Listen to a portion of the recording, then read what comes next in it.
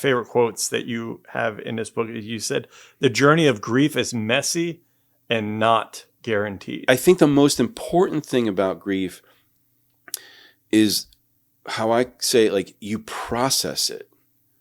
It doesn't matter how you get there, but that we process it.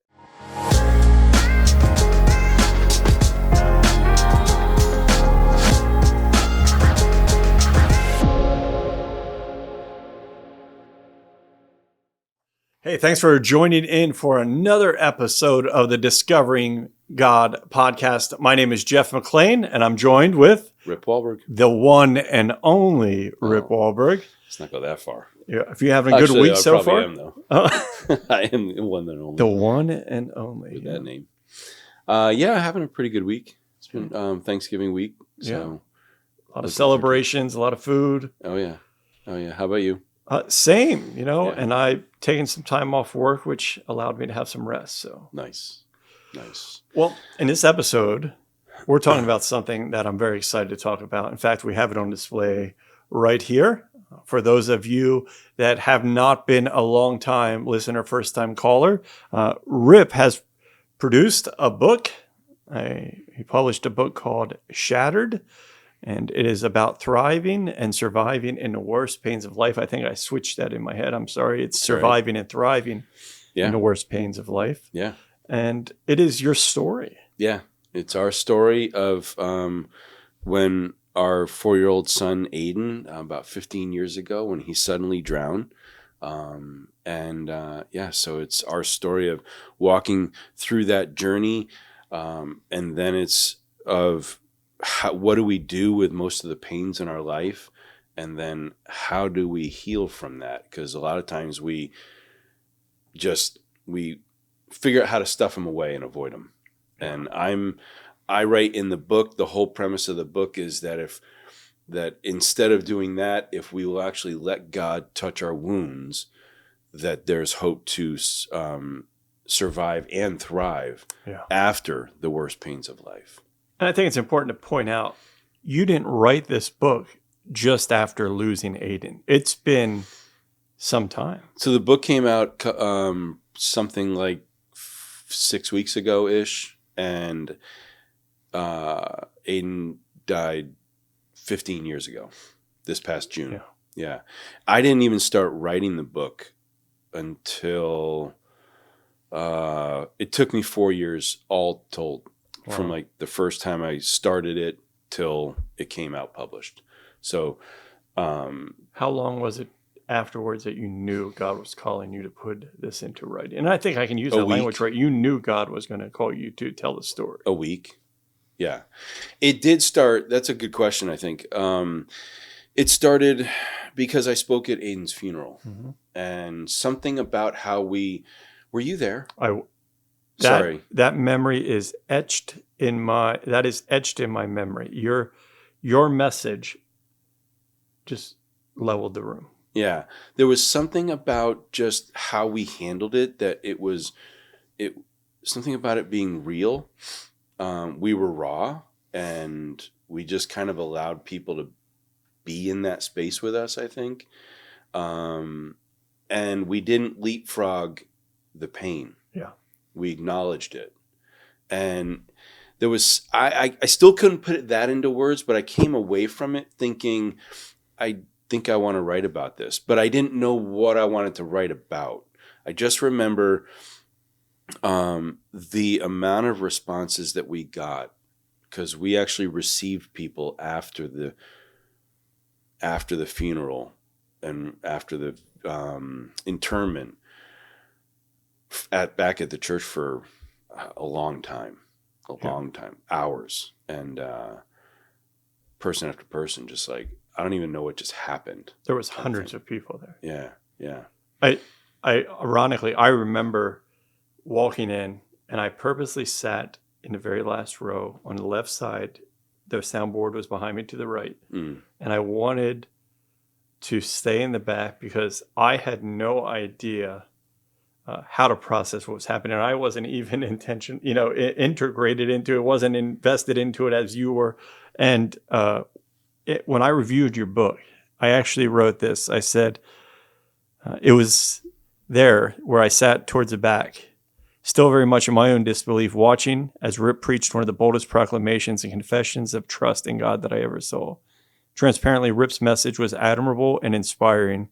And truthfully, somehow his message also broke me in the life of faith that I thought I was living at that point in my journey. And so I knew at that point too, when I watched you stand up and confess your trust in what God was doing in your family, that this story was coming. Didn't say it, Right. and I didn't even know how to really speak to you at that time because I knew what you were carrying. But I am so excited, though the sermon isn't in there. You know what's The interesting? intent I is- have the sermon too. Oh, I thought you had lost it. I did, but Mark Tyndall. actually to Mark. found Hi, it. Mark. Yeah, shout out to Mark. Thank you so much. Wow. Yeah. Yeah. So I actually have it in my records. Oh, that would be cool to have on a blog post sometime. It's interesting to see it, you know. So anyway, but yeah. I wonder if reading it is as powerful still as, or if it was something the Spirit was doing in a moment. But yeah, maybe we can do a discussion on that at another time. So you wrote the book. I sat with it for like upwards of 9 years before I started to think, okay, I think it's getting to be time. Yeah. And then I started talking to Anne Marie, like, I think I'm supposed to write a book. Really? Yeah, I think I'm supposed to write about Aiden. And I think I'm beginning to understand what the premise is. So, that's a really long time to I just waited and waited because what I didn't want to write was in the space that I felt is out there. Excuse me. That people that lose a child, hey, here's our story. It's really bad. It's really, really bad. And then it slowly starts to get better because God's good. And we want to give honor and glory to God. And those are true stories and beneficial. And I felt like there was plenty had been written in that space. Yeah. And so I was like, I don't know what my space is then. How I know. So it began to formulate over time. I love that you waited too, because I think far too often we're a reactionary people and we put out books before we've officially journeyed. I mean, think of how many evangelical authors wrote a book about their dating life or whatever, and then 5 years later, they come unglued, say all of it was a lie, and they're not even Christian anymore. Yeah.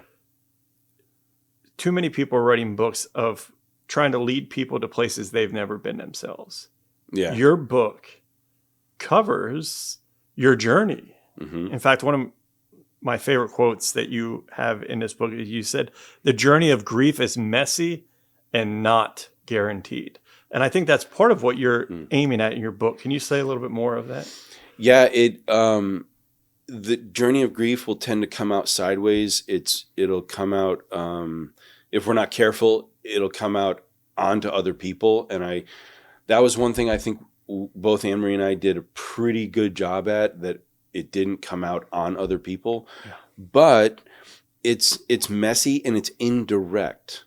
It's not a linear process where there are no, how many is it? Like seven stages steps, of grief, 7 stages. Yeah. But I don't think they're linear. I think you're here, then you're back, then you're up, then you're back here, then you're over on this one, then you're over on that one, then you're moving forward to that one, then you knock back to this one. And I think the most important thing about grief is how I say it, like, you process it. It doesn't matter how you get there, but that we process it. And so, for example, like, it's messy. I mean, you're going to be weeping and snot coming out your nose, and, just, you look terrible in those moments. You think it will last forever and overcome you, and yet it doesn't. We could talk about that. But there were some times, Blake might remember this, like, Blake's the producer of the show, by the way. Yeah. Probably 12 weeks after Aiden died, we were sitting around the table and we were finally kind of laughing a bit. And I remember getting up from the table, going over to the stove to get a little more plate of something. Between the table and the stove, I thought, wow, this is really great. This is the first time we're all laughing together. In my head, the next thought was, how long will it be before all of our family is reunited together as one unit, laughing like this? Finished the thought at the stove, and it immediately triggered me into an anxiety attack. Halfway back to the table, I looked at Anne-Marie and I said, I got to go now. And I was out of the house driving over to Aiden's grave. Didn't tell him why. Like, we're all laughing, and then all of a sudden, the very next second, you're out. I'm gone. Do you remember that? Not much? Yeah. So, and they're all like shell-shocked at first, like, well, what was that? So then somehow Anne-Marie called me, and I was already in tears driving. And I said, if I remember this story right, I was like, I'm okay, but I'm heading to the grave. And she just knew, okay, like, there was no other problem. Yeah. But it's messy. It's going to take you out at awkward times. I came home from work one time, and I could feel one coming on. I had anxiety attacks that summer cleaning up from work. And it was everything I could do just to not, like, to get all my stuff together, get it in my truck, and not fall apart in tears, right? I came home one time in the house alone and started, and I just said, God, not right now. Yeah. I was like, I promise I'll go here. I'll work through it later. I'll work through it later. But can we please not do this right now? And he was kind, and he just helped. He helped it subside. And then I don't remember what it was, but I went and I know I addressed it later. Like, I gave him my word. I'm going to be faithful to my word for you on that. So it's messy, and getting through it is, I'd say it's not guaranteed. Yeah. I think it's guaranteed if we do the work. But the question is, are we willing to do the work? Yeah. So. And to be fair, your book is part autobiography, but it is not only just the story and everything you experienced. You're very vulnerable in it. You're transparent. You model your fragile emotions and struggles, especially in the first part of the book. Mm-hmm. But in the second part of the book, you deal with it more abstractly. Tell me, when you wrote this and you were walking through writing it, what were your goals for it? What was your biggest hope for this book? My biggest hope was that by sharing my story, absolutely no holds barred, like raw, no embellishment, but let me try to capitalize on, this is what people say is the worst thing in life. So let me try to capitalize on, then I'm going to let you into it, so that if you've been avoiding your own pain, then maybe this will start to compel you to want to let God into your stuff. That was the biggest draw that I was that was the biggest goal I had. Secondarily to that was to say, here are the things that we tend to do that we inebriate our pain with this small list of things, and that we put masks on while we're doing it. And it's really getting us nowhere with God. Yeah. We almost end up further away from him with those things. But, for example, like, we try to make a lemonade out of a lemon, and we'll do something really good and noble deed. Great. But how are you on the inside after that? If you're not any different, not that God doesn't care. I was going to say, then who cares? And I don't want to be callous. But if we're not any different, healed on the inside, then we're not any closer to God. All we're doing is not experiencing his grace. We're still working for him. Yeah. And I don't think we're knowing him like we could. Yeah. As a result. your lemon analogy reminds me of the aspect of the book where you deal with Christian cliches. Oh yeah, they drive me nuts, to be honest. But we give into them so often, Ezra, too. I mean, you even admit you found yourself doing it. I think at one point, didn't you admit that in a book with someone else? So what's so interesting is this is so fun for me.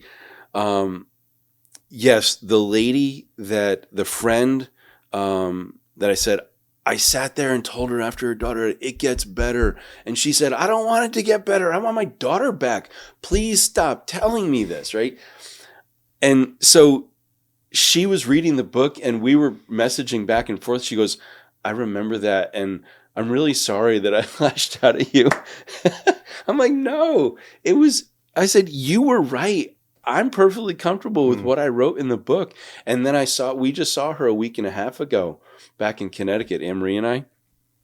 Big hug, like sat and chatted for a long time, because we know this is an unfortunate shared story that we've both gone through, right? But yeah, the Christian cliches, I ran into a friend who also lost a son, an adult son, probably now around 4 years ago. And we were at the gym and he starts just kind of talking right away. He's like, he brings up, Christian cliches, God needed another another angel yeah. and whatever. And it's like, and he goes, Rip, anyone ever use those on you? I said, yeah. And he said, they're just so empty. Like he's at the gym and he's just kind of like bearing his soul. He's like, they're just so empty. They're weak. I'm like, yeah, I know they are. People mean well. We all mean well when we use them, but they are not substantive enough to hold us and to anchor us to God in tough time. Mm-hmm. I often refer to them as Band-Aid statements. When your kid hurts themselves, they want a Band-Aid. You put a Band-Aid up. The Band-Aid doesn't heal anything. Yeah. The medicine you put on there, time, but the Band-Aid, you think it's helping you, so it helps you. And we use these statements as if like, oh, this will be an encouragement that person needs. And I think that was, my first big takeaway from your book was, wow, Rip invites us into his pain so that we can actually invite God into our pain as well. Exactly. And that was the big takeaway. And so to hear you say that was my goal, that was obvious to me from the part. The second thing that I think that we can take away from this really is people might say, well, I don't have pain like that. I've never walked through a trial like that. Yeah, but you need to know how to walk with people that have been through that.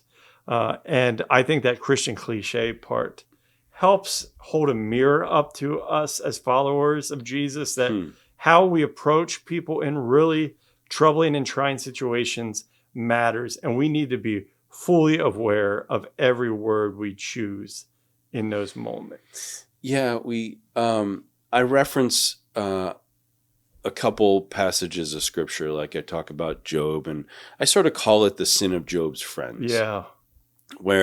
Which is in the part 2 of the book, by the way, your framework for suffering. So, and Christian cliches are in part 2 as well, right? So the sin of Job's friends, I think theologically it was something different than this, but let's just go with it for now. Is that when you look at their interaction through the book, it progresses in intensity, the exchange between his friends and Job.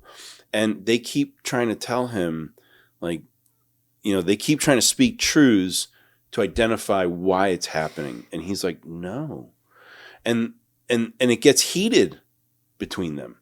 And then you also look at Proverbs 25:20, and where it says, whoever sings songs to a happy heart, or to whoever sings songs to a heavy heart is like one who puts vinegar on soda or takes a cloak off on a cold day. And it's basically what it's really saying. And I honestly don't feel this is an overstatement, is that we're abusing people. Yeah. We're harming them. Yeah. So I refer to what you call Band-Aid. The terminology I use, and I put it in the book, is we're speaking truths with Christian cliches and other things. We are speaking truths to people's pains. Yeah. And the Bible shows us in a couple ways we're actually harming people when we do that. And I give some illustrations and whatnot. But I don't think it's a big deal, but I think it's a important deal.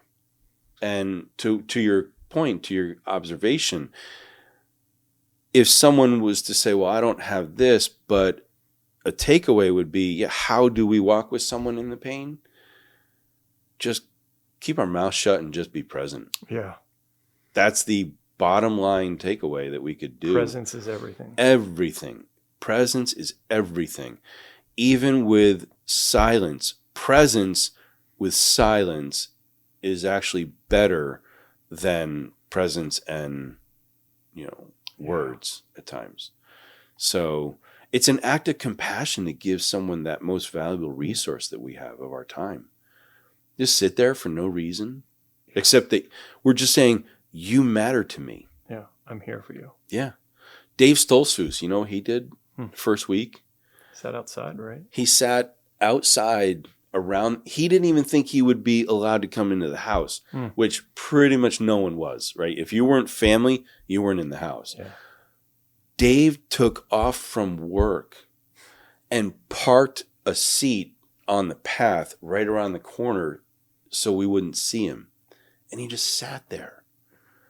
And of course, then we're like, someone came and said, do you know Dave's outside? You have a stalker. Yeah, exactly. and I was like, what the heck are you doing? Get in here. But he just gave his time, just sat, crazy. Powerful. Anne-Marie's brother, Brian. Of course, her family was immeasurably helpful, but her brother, Brian, in this case, in his own way, I don't see it as the same, that he wasn't speaking truth. He sat and he just read the Bible to her for hours. Hours. Just kept reading. No objective, except just presence. Yeah. Yeah, I think that's a powerful part of the book. I really like, so part 1 deals a lot with the story and the aftermath of the story. Part 2 is your journey through grief, what you've learned about grief and mourning. I shared in my review, and this was one of my biggest takeaways, is you mentioned we shield our pain behind morality and many kinds of distractions, even activities that look noble and redemptive on the surface in order to avoid our pain. And I said that this section is really unpacking the maneuvers of how we shield our pain, which is masking, numbing, memorializing, and covering our pain with good things. Yep, and you unpack all of those things. And then in the third part, you share stories of people that have done those very things. No, I share stories of people who have actually addressed their pain. Okay, right. Notice tendencies, came through, addressed their pain, how they've... Out of how most people deal with their pain, what would you say you have experienced as the most overarching method or way that we don't face our pain? What is the way we hide and shield ourselves from our pain then? Honestly, I don't think I couldn't put my finger on it. It'd be easy to say, oh, well, alcohol. I really don't think, I've ministered to a lot of people. And you want to know how much alcohol comes up? Very little. Not much. So I would not say we numb with alcohol. Yeah. Sure. Yes, that clearly is a numbing agent. But I've ministered to people that they've numbed with busyness. They numb with theology, meaning they numb with Bible truths. The good things. And they just, it's their own personal prison and they can't even see it. Yeah. That's probably the worst one. I thought you might say that. Busyness, noble acts of service. It looks really good on the outside. It looks like you're making lemonade out of lemons. I never get that quote right. But again, I always ask the question, how I'm thinking in my head, because I don't want to insult someone. Like, but how's your soul? Yeah. I share a story where that one went on like that, and you can numb it. Like I see busyness. You see busyness a lot just so you don't feel it. You're just too active. And I'd say sheer avoidance. This is not a specific, just downright sheer avoidance. Act like it's never happened. Yep. Some people actually get so far down that road as if they forget. And what happens though is that you shut down the emotional side of you. And then you wonder why other things are going wrong in life. Like, why am I not experiencing happiness? Well, because if you shut off the one, you're automatically shutting off the other. Yeah. That's a really slippery slope, but that's one people use a whole lot, actually. Might be the one we overlook, too. That I think the stuff I've ministered to, it's been avoidance. Mm-hmm. Probably is up there above the others. All right. Rapid fire, 3 questions. Okay. First one. Now that the book's been out, people are reading it. Yep. What are they telling you? Like, what are you hearing the most about that is touching people? Excuse me.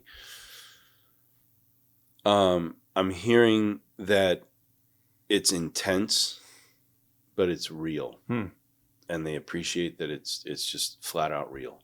All right. Yeah, that's kind of the thing I've heard the most of. People appreciate it's real. Hardest part of the book to write? Hardest part of the book to write? Probably the first section, the first chapter. Mm-hmm. Like I did get through that the first night, I think.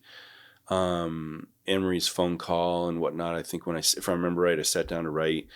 Anne-Marie came down the stairs and she's like, I said, I'm starting. She goes, oh. She goes, well, I'm going to bed. Excuse me. And I went up probably like 40 minutes later and just tears in my eyes. I'm like, oh, this is going to be harder than I thought. So I was probably just through the pulled out on my drive kind of thing. Wow. So that was the very beginning. All right. Last question out of those 3. Part that has encouraged you the most about writing a book, like when you wrote it in some way gave life to you. What gave life to me about it? Or encouraged you or gave you hope? Yeah. That's a really good question. I think talking with one of the reps from the editor, and he just said, like, this is your first book? I go, yeah. And he said, you've done a really good job. Like, so maybe this is not, it's answering or not answering your question, but that's confirmation for you, what you were doing. Yeah. He said, I've not seen a book quite like this. And I've been doing this over 10 years and I've seen books on grief and I haven't come across a book quite like this. So I thought that was interesting. That is interesting. I didn't try to take that as identity. I just thought that was interesting. I'm going to add a piece to your questions. Okay. I'm going to tell you my favorite part of the book is the dedication. Because it's to Anne-Marie.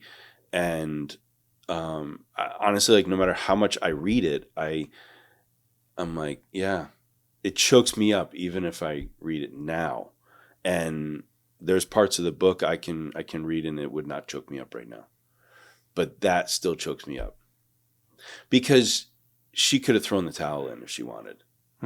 And I'm just crazy proud of her because she didn't. The amount of marriages that end in divorce in loss like this is substantial. Substantial. Oh, yeah. All right. So you put it out through Life Rich Publishing. Yep. And it is available in hardback. Yeah. Paperback. Hardback. And Kindle. Yep. And where do we find it? So you can find it on Life Rich Publishing, Amazon. Should be able to find it pretty much anywhere books are sold. So all the outlets, Barnes & Noble should have it. Goodreads should have it. pretty much everywhere. The easiest way to search it, though, is search Shattered and my name. Yeah. That's still the easiest way because it's still a book among many. Yeah. But it is a book that I highly recommend for people to read. Thank you for telling us about it. Thank you for writing your story. Yeah, thanks for taking the time and helping me share about it. Yeah. Well, I hope you'll pick up your copy of the book. I also hope that you'll write Rip and tell him about the parts that did minister to you or matter to you. You can leave comments. You can share this video to help spread word of Rip's story and Rip's book. And Rip, how can people get a hold of you? They do want to follow up with you about the book. You can find me basically on Facebook, Instagram, and you can pretty much connect with me up on there. Right. And I would say Amazon reviews are huge. Yeah. So please review it. Yeah. All right. Like, share, comment. Hopefully that as you journey this week, God's tangible presence will show up around every corner for you. Blessings.